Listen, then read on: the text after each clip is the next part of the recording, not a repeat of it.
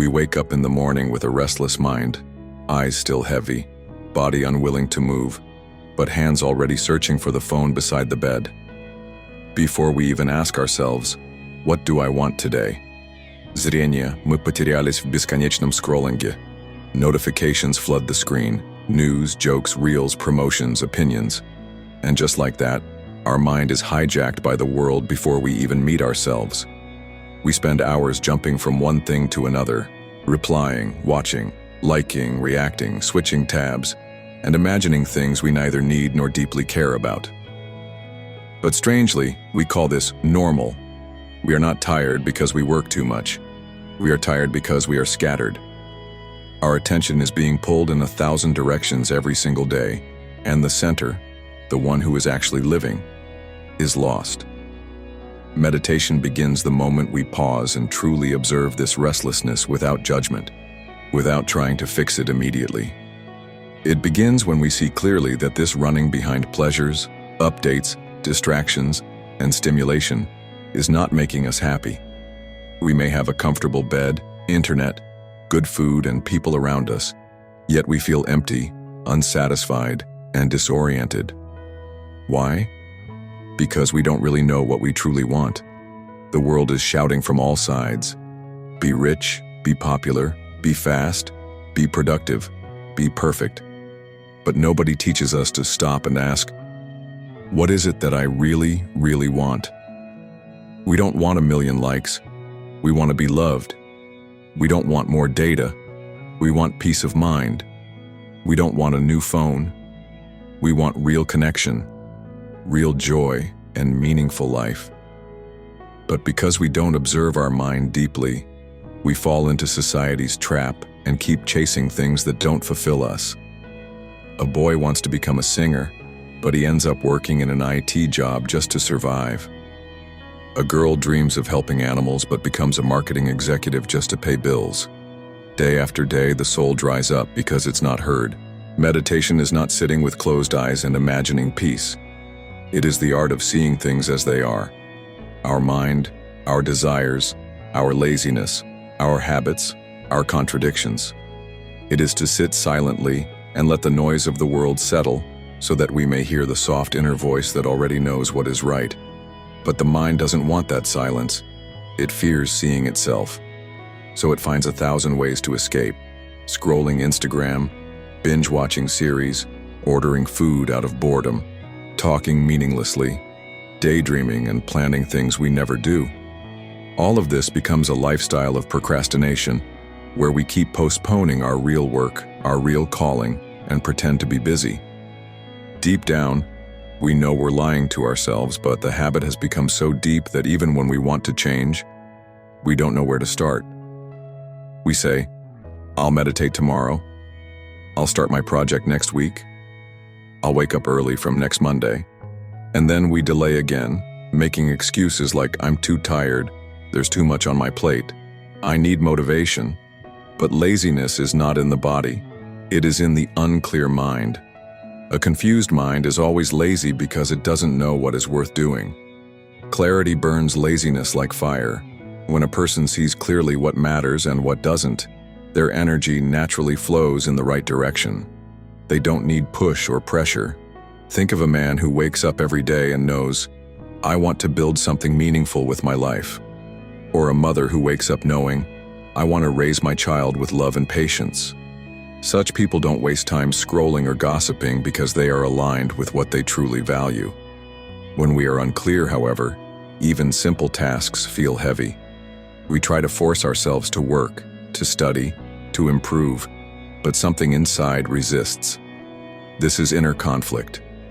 One part of us wants to grow and the other part just wants comfort. Until we see this clearly without fighting it, the conflict will continue. We will jump between extremes. Hard work and burnout, motivation and guilt, discipline and collapse. True meditation is seeing this whole drama of the mind. It's like standing on a mountain and watching the traffic below, without being caught in it. The more we observe our thought patterns, the more we understand how we are wasting our life energy on things that don't really matter. Most people say, I don't have time, but that's not true. Everyone has time. The real issue is how we use our time. A person who spends 3 hours on YouTube daily and then says, "I have no time to meditate or read," is not lacking time. They are lacking awareness. Once we become aware of where our time is going, we naturally start cutting down the useless, not by force but by understanding. When we truly see that certain activities are robbing us of our peace, we lose interest in them.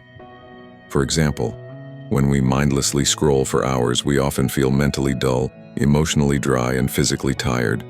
The mind becomes heavy, the body loses energy, and still, we keep scrolling. Why? Because somewhere inside we believe, maybe the next video will make me feel good. This endless craving for stimulation is the addiction. But if we just sit quietly and watch that craving without reacting, it starts to dissolve. The mind becomes calm not by force, but by understanding its own games. Even laziness fades when we see clearly that it is just the absence of passion, not a personal flaw. When we are passionate, we don't feel lazy. A painter doesn't feel lazy while painting. A child doesn't feel lazy while playing. Laziness comes when we are disconnected from our own passion, our own clarity. So the question is not, how do I fight laziness? The question is, what am I doing that I truly care about? The moment we align with our real interest, energy flows naturally, but for that we must stop copying others.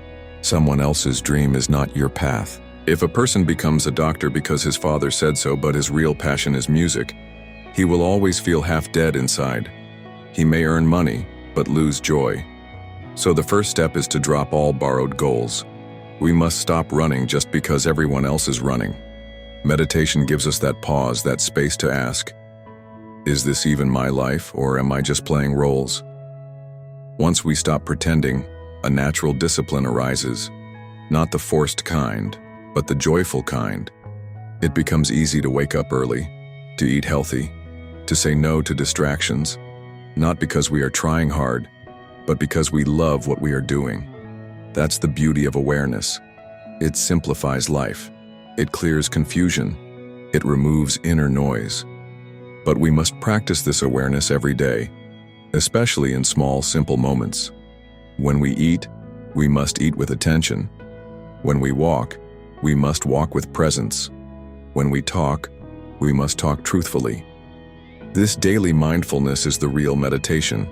It sharpens our mind, deepens our heart, and aligns our actions. Slowly, the fog of procrastination, phone addiction, and laziness begins to disappear. We stop comparing ourselves. We stop seeking validation. We stop delaying our life. We stop wasting time on things that don't nourish us. Life becomes simple, focused, and meaningful, not because everything outside has changed, but because something inside has awakened. Even our work becomes a form of meditation. Whether we clean, code, cook, or create, we do it with attention and love. We stop dividing tasks into good and bad and see every action as a chance to be present. In that presence, even boring tasks become peaceful. We no longer resist the moment. We no longer fight ourselves. And when there is no conflict inside, life becomes smooth. Energy flows like a river. There is clarity in the mind, truth in the heart, and rightness in action. This is what it means to live meditatively, not to escape the world, but to see it clearly and act with intelligence. This clarity is not something outside. It is already within us, hidden behind layers of noise, fear, and false desires. Once we peel those layers through deep observation, we begin to see what we really want. And then, we live that truth every day, not with pressure, but with joy.